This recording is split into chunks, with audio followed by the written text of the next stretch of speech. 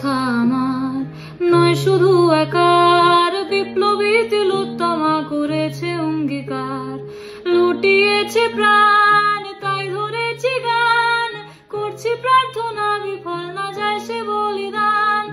আজ উঠুক জেগে সুপ্ত চেতনা, অন্ধকার হতে আলোকে হোক না পথ চেনা।